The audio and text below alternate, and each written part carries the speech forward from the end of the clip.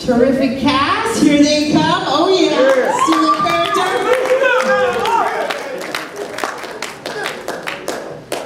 Or share something that you really enjoyed in their performance today. So I'd like to invite anybody who wants to come on up to the mic. Great. I was just going to say, is this going to be available online? Is this going to be available online? Yes, all of our shows, or most of our shows, are available on the Marin Shakespeare website. If you go to Social Justice and then click on videos. Thanks to Sean here, who's videotaping us. As you like it, the performance from last Friday online, shows from Solano Prison, I believe are either online now or soon. So yes, that is one gift that we get to show our work to the world. So other questions, or anybody want to share something that you really enjoyed in the performance today? Great, come on up. When is the next play? Well, every year we have a tradition now of doing 2 Shakespeare shows in the spring, and then in the fall we do what we call parallel play, where the cast write original theater pieces based on themes from the Shakespeare shows that we've done this spring. So our next show is October 21st. So hope you can make it. Great. Other reflections, or I see. Say it from there. I got it. How you guys doing? Hey, Nate, I watched you pace back and forth doing your lines for months. And I want to tell you, brother, you killed it. You guys killed it. Thank you so much. Very good. I've never seen it. I saw the Tempest, part of the Tempest one time on television, but I didn't see it like this. You guys are awesome. Thank you. Thank you, Richard. Great, yes, come on up. I appreciate that. Thank you, Mike. You did a good job, man. Thank you. How do you prepare yourself to do what you do? The question is, how do you prepare yourself to do what you do? Learning my lines first, and then following directions from Leslie and Zariah. And then a lot of the key stuff, though, we only rehearse like on Fridays as far as our whole class. But it'd be like the help of all the people you see up here, and then also our Wednesday class. Like we all help each other. So you have 2 shows, but you have like abundance of people to assist you, right, when you need assistance. And like Luke and Banks and Reese, Dooney, Adnan, like all these guys are part of Shakespeare, and we all work together to help try to put together the best shows possible. So that's what else we do.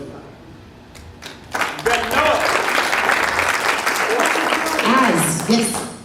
All right, maybe if you can answer this, and kind of off the beat question, but Shakespeare wrote a lot of his plays hundreds of years ago for a different time period, and the Marin Shakespeare Company in San Quentin is a self-help group, and we're taking Shakespeare's plays and we're applying them to our own lives, and we're utilizing them to help ourselves grow into better people.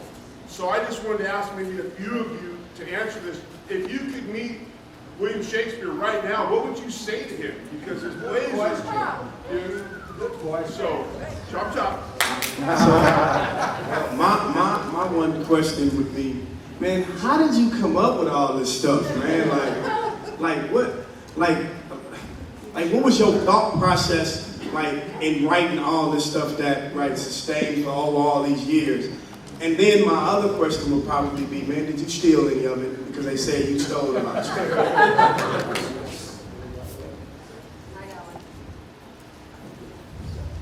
I would like to know why Shakespeare didn't write more powerful women.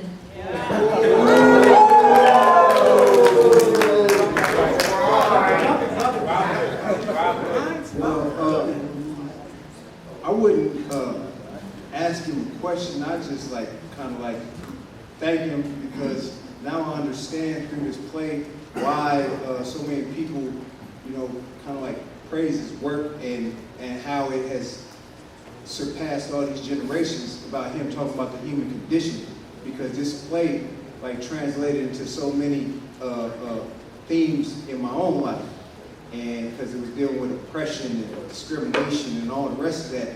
And so for him to be able to talk about the human condition back in that day, and it's still relevant today, and even I was able to see how to pair the two with Prince and Ariel. And now I understand exactly that he was talking about us, what we go through as humans. You know, everybody has been through that at some point in time. So I would just be like, yeah, you're a visionary. Thank you.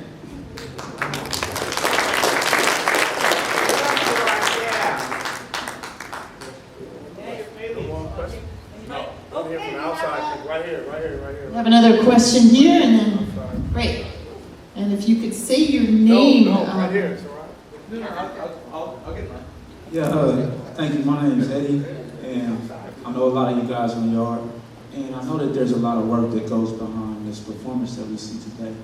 And I seen a shoe fall off during this performance, and y'all kept going without a hitch. And I was just wondering, all the work you guys do behind the scenes, is there anything, moment that you just found just extremely funny, that just had you guys just laughing really hard? Good. What was the question? What was the question again? Anything you found? So were you asking what was the challenge? Just real quick, anything that happened behind the scenes, because I know you guys put a lot of work in to get this to work perfectly.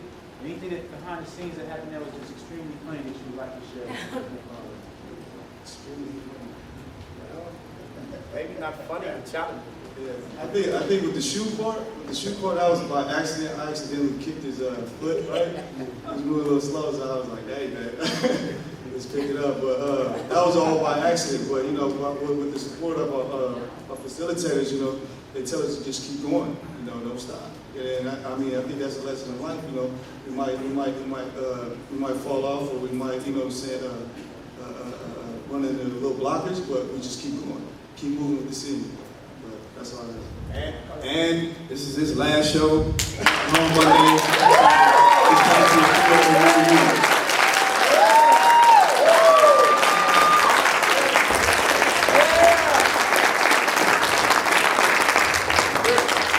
Thank you. What is this? To answer your question, one thing that I found hilarious is that Luke and I was developing my character, and I was gonna play somebody totally different, but then when I got here and see my costume, it just like turned me into something else. I channeled like the 70s and got became like a weird pimp, you know what I mean? So that you know, it did something to me.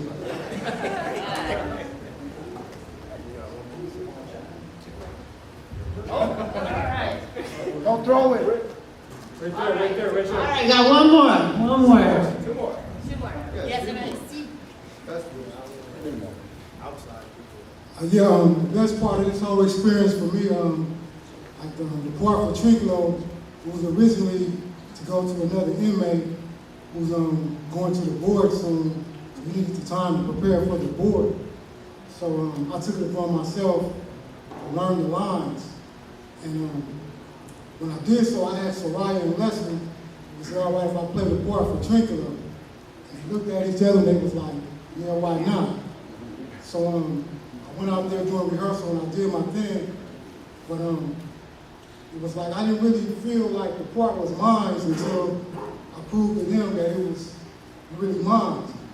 And Leslie came over to me and she said, Steve, you have finally transformed into an actor. And that meant a lot to me. That's right. Indeed, you rocked it, Steve. Yeah, it's been a joy. All right, other questions? Well, actually, you touched on something just now that I was going to ask about, which is, for me, I mean, I've been acting since I was 11, and there are definite moments in my life when there was a transformation, when I was playing a part or I was in rehearsal or somebody in my cast supported me and suddenly, oh, that's it. That's what this is about, and, you know, kind of a light bulb moment.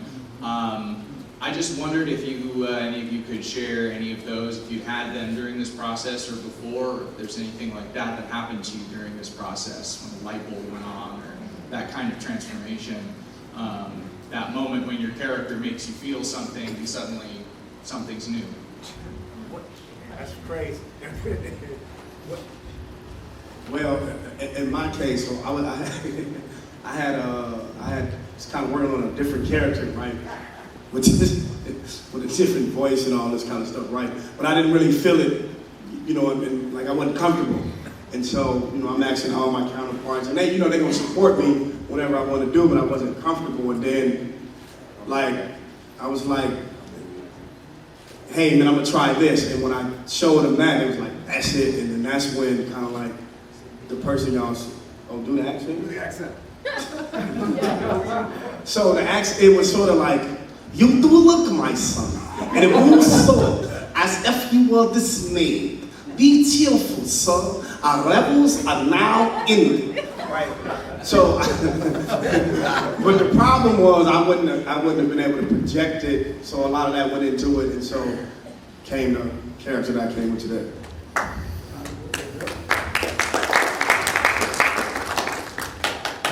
During the rehearsals, like I started off at a good pace because I learned my lines fast to try to impress Leslie and Soraya.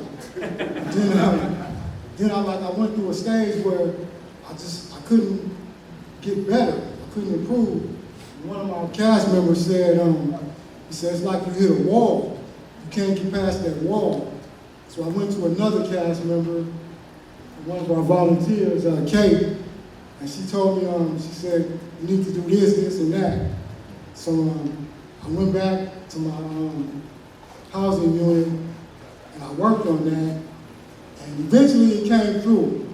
You know, but the main thing I want to say is, you know, I thought I could just walk in here, you know, like from, you know, what I know on the streets and just be an actor, but it wasn't that easy. I had to go through a lot to get it. It took a Juancito, Chris, Reese out there, and a lot of fellas helped me to get where I am right now today. Finish this show. Thank you.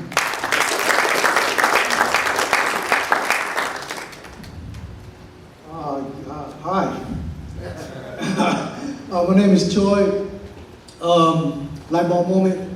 I think it was right after the Wednesday class had done their As You Like It last week, right? And we were all out there.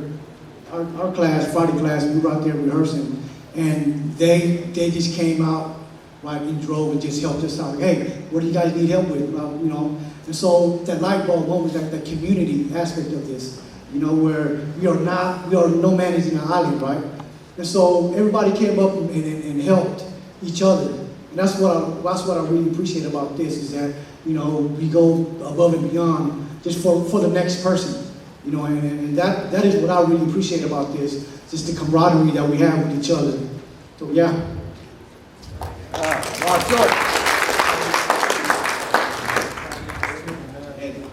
A lot of us had last minute like changes to our characters because we was practicing this since when? August? January?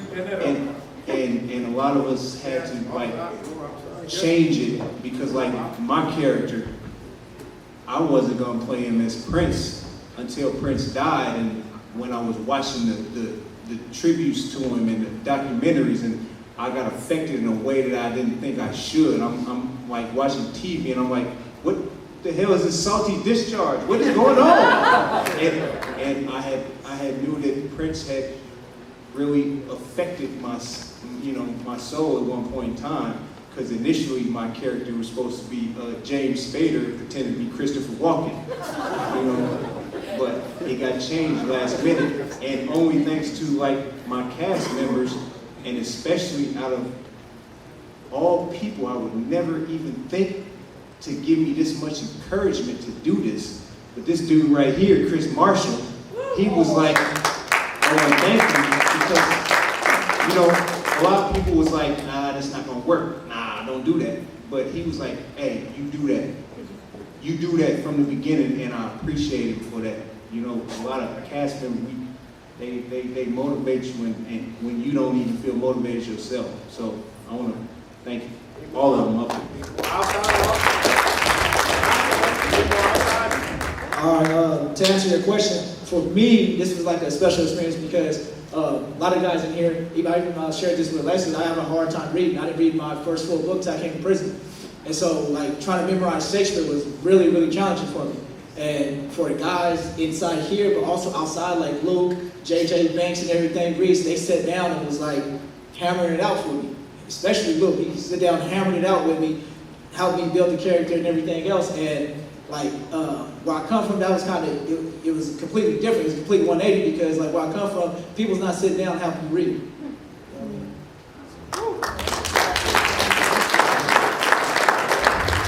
Yeah, so just to add to what's already been said, one of the ideas of our program is that we grow and we heal in the spirit of a healthy community. You know, it's healthy relationships create healthy people.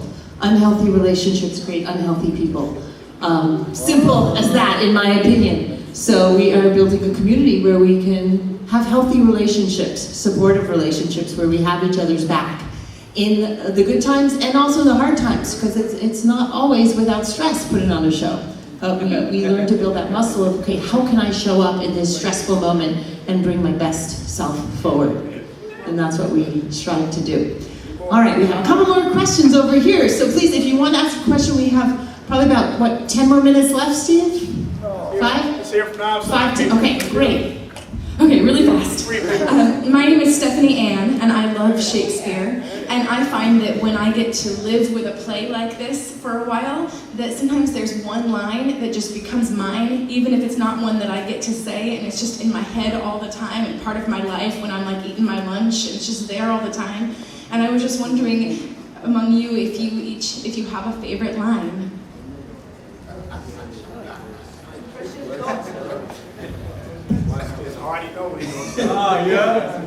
If I have to auspiciously punish you,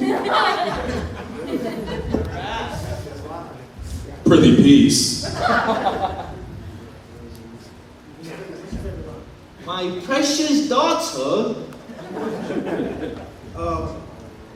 Me and Roach, we practiced on the yard. We didn't get to do this. So we didn't get to do this, right? And it was just so awesome.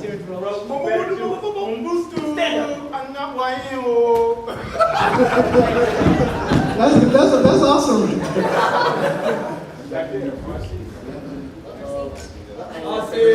Sebastian, give the mic. Sir, you were kneeled to and importuned by all of us and the fair soul herself. You've lost your son, I fear, forever, and the fault's your own. So is the dearest of the lost. That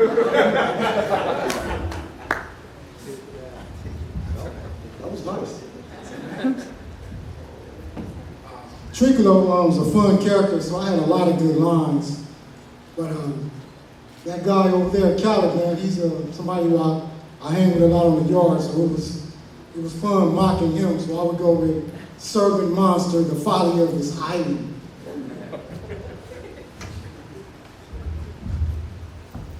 Follow me. What's your stage name? It doesn't matter, you jabroni.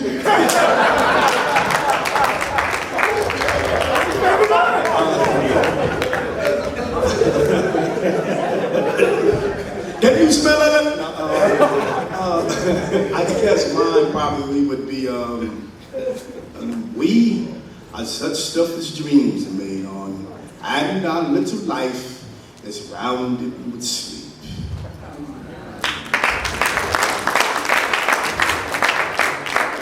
And mine is, these are actors are all spirits. I'm Emil. As mentioned earlier, you know, all the self-help programs at San Quentin, and I wonder how you feel like Shakespeare helps you.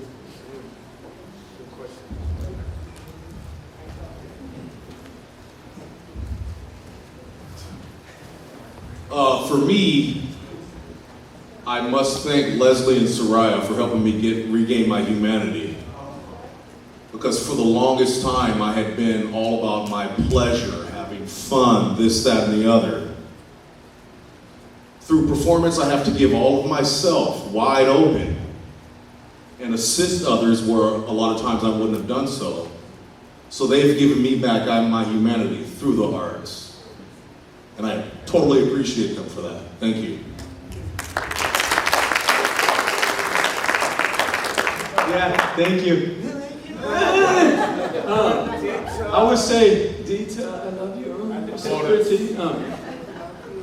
I would say that the big thing that the performing arts has done is, I wrote a paper on performing arts for one of my classes, and it was emotional intelligence.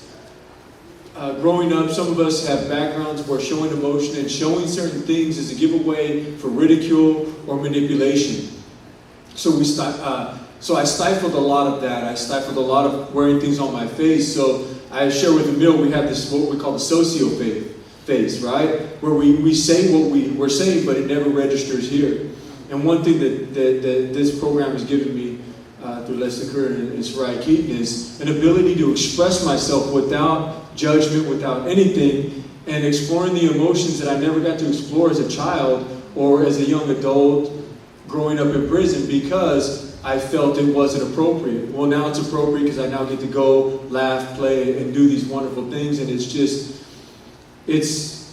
enriched my life in such a way that I'll never be able to pay them back for what they've done for me and what they've given me, and the men up here also for being able to sit in that room with y'all and go through these things and leave myself open to something that it's just a great feeling.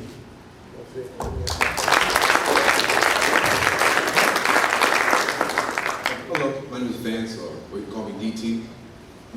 For me personally, I've never been the type of person to get up on stage, get in front of people, do anything like that where it puts me in a kind of vulnerable position. So for me, it was getting over that type of thing. There's been a lot of points of times in my life where I could have done something else, but I didn't because I didn't want to be in like a lead position or anything like that. And for me personally, this helped me get past that. I feel like I can now move forward at a different pace in my life now.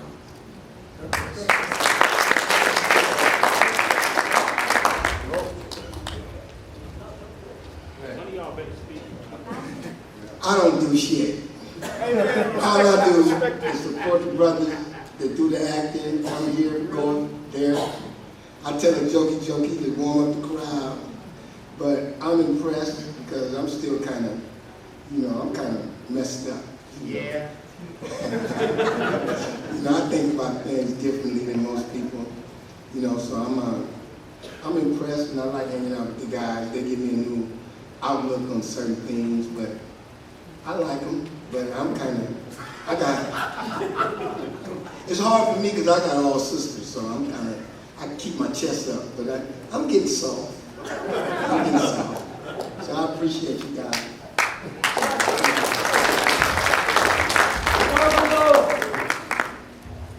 Shakespeare for me is, it gives me a chance to like some of these guys. I don't like none of them. I don't like you.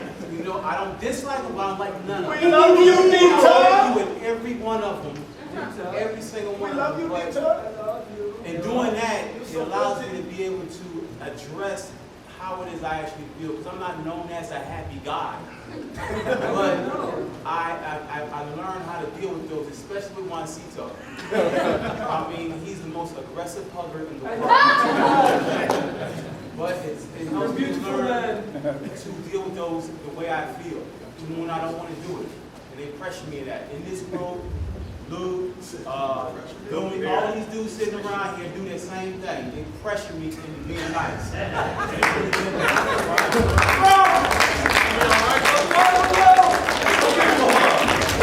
Right, we're just gonna bring on the hug ripple effect. The nice, be kind ripple effect. All right, thank you for your honesty, Roach. Thank you. We have time for, I think, one more question. Are you here for a question to raise? Okay, 2 more questions and then we'll close. So you guys did a great job. That would have been Prospero. My question is, that considering the social images out there of men of color, how do you get past pulling the mask down? Where is it that in this play that you all experience that I am going to give myself a break and step into someone new?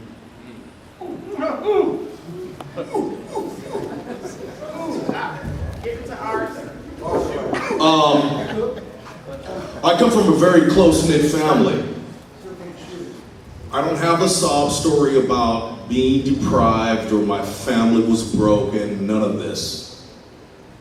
I was the one broken in my family. Because I'm sitting here, I'm going to have to do just like King Alonzo has done.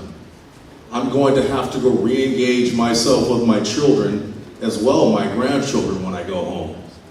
That is what put me into the place I needed to be. Tighten your game up, Chris, so that you don't have to perform on this stage anymore. To who? Chew don't want it. I'm gonna do it. Chew? You get it next. I want to say this though. Good question. Luke, great question. I love it. That mask is what got me here. I'm exploring my true identity, who I really am. Putting on that mask and being what the neighborhood wanted me to, being in these things that my society wanted me to, that was the mask I put on. Here, I get to be my genuine self. I get to explore the things I never got to do. It feels great. Luke, it feels great to take that mask off. And I thank you for helping me do that. Give it to ours with those names. Well, I'm light-skinned, so this is kind of easy for me. I've been wearing a mask for a long time, and we've been bougie for a while. I'm Maverick. But I knew my mask was gonna come off the second that I knew I was gonna wear makeup. All right, my name Arthur. They call me Bewie. I'm shy on the mic right now. What's up? And RC, he the one that introduced me to the Shakespeare class, and I had walked in. I had tried to put up the best mask as possible. Like I was just friendly. I seen Sarai, and I seen everybody. And then the day I came, everybody was doing their groups, and I felt uncomfortable because when I'm walking around the unit, I gotta be. Well, that's how I feel. Like I gotta be all like this. And then I looked around, I was like, nah, I don't need to do all that. And this just helped me like be myself and get out my character, and allowed me to really meet them because I really didn't know these cats. I didn't know nothing. Like he cool and I fuck with him. Excuse my language. Yes, it's over. I'm gonna do a parallel play. And, I'm glad I did Shakespeare because it helped me get out my character. And that's all I want to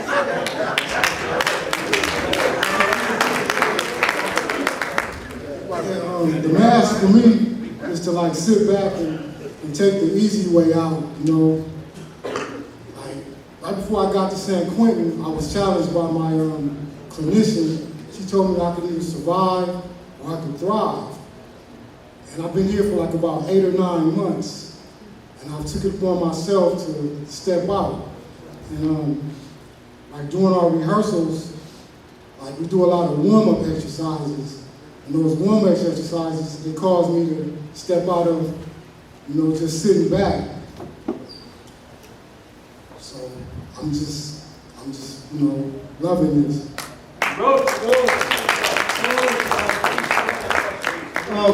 He won't say, he won't get on the mic, but there's somebody here I would acknowledge who really stepped out the box. It's Chew. Yeah. That's how he really is. That's how he really is, right? I mean, so I just really appreciate him just coming up here and just doing his thing out here, right? And it's not easy just being on stage in front of people. Bro, this is gonna be on YouTube, right? so check it out, So I just appreciate him just coming up here and just his space and everybody that's on the stage, just allowing him that space. Just to take off that mask, right? And so, Chew, man, I really appreciate you, man. Thank you.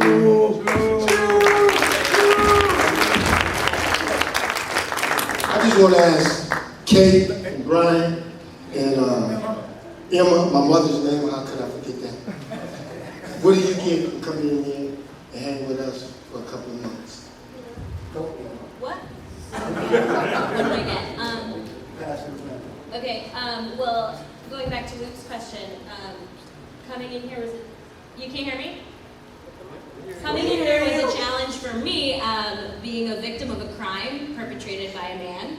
So coming in here was very challenging for me to separate those things and be able to say, forgive my own self and forgive other people. And in a way, I came in not forgiving. And I'm leaving totally forgiving and with new friends. So. Awesome.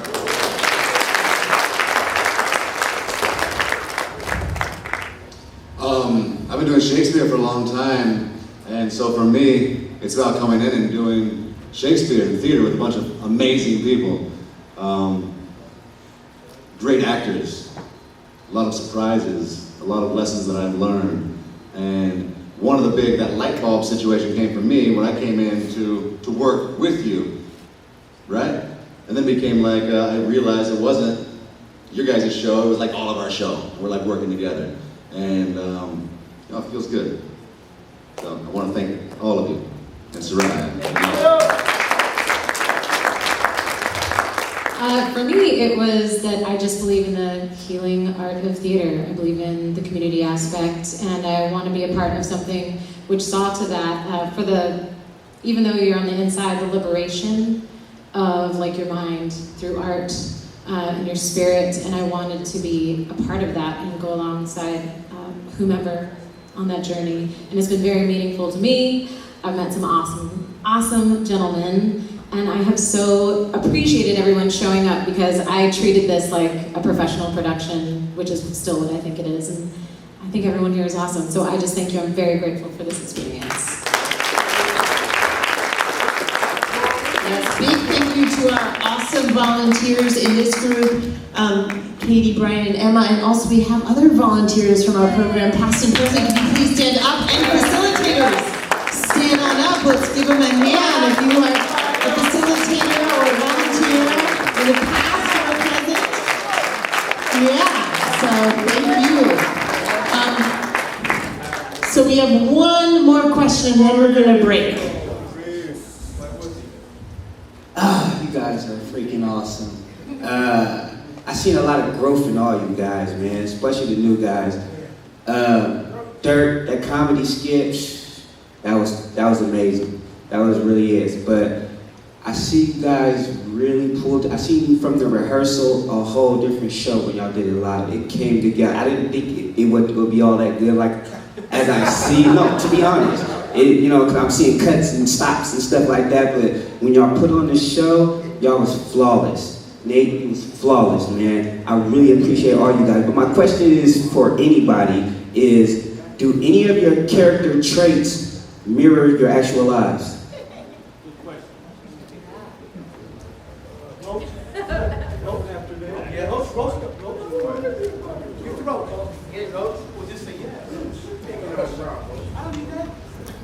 Them was real actors, they talk Okay, a lot. Caliban, it does kind of mirror my life because I feel like that a lot of the time, especially in this situation, in a lot of situations, a lot of the time throughout my life. My life, I've lived with COs since the age of 5. So that was where my prosperous, some are good, some are bad. So yeah, the anger, I live with my anger every day. I have to do things with my anger. I meditate some. I do a lot of things, so yeah, I do identify with him, and I wish I could be more like him when now he's got his freedom. I do identify with him. I would like to say one thing. The last 2 lines of Prospero's speech, those speak for me immensely. Would you speak those? As you for Christ, pardon me, let your indulgence set me free. Am I on top? You learn me, Roach. You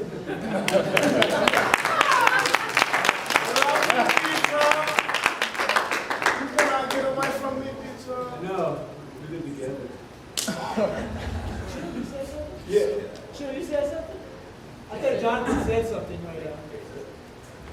Okay, so I wanted to say that, Reese, where are you? Yes, one thing about my character is he's very loyal to the people he's with, right? And I really brought that in with my king and with the king's son. For me, loyalty is a double-edged sword. I can be too loyal and do something really heinous and bad, or I can be really loyal and support somebody in a very positive fashion. I'm now taking that loyalty in a different sense of I'm going to support, but I'm not going to go with the foolishness.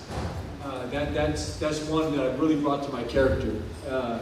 And another was just, down for whatever with who I'm with.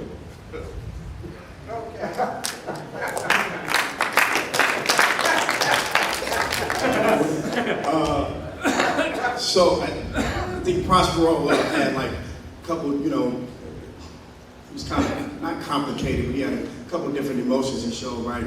And for me, I'm really emotional. Like people who know me, I get mad, like, right? I've been working on that though. I've been working on not showing, getting so mad and whatnot, right?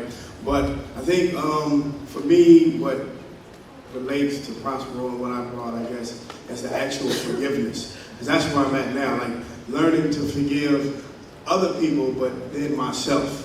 You know what I'm saying? For like, for not being perfect and putting myself in this situation. So, that helped me actually, when I had to make that shift from being angry at my brother to, and also like, it's funny because even in the angry parts, me and my brother, our relationship was really like that, my older brother. So my brother tortured me, all this kind of stuff, right? But then that's still kind of like my idol, you know what I'm saying, my older brother. So it's like the same kind of aspect. So it was easy for me to bring that in there.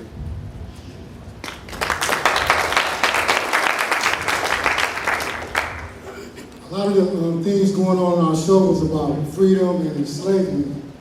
And I enslaved myself when I was out on the streets by, using drugs and alcohol. So it kind of showed me, because I played Twinkle, a drinker and a manipulator, and then with Stefano. So it actually showed me the other side of what I don't want to be like. So that was what I got out of it. Thank you.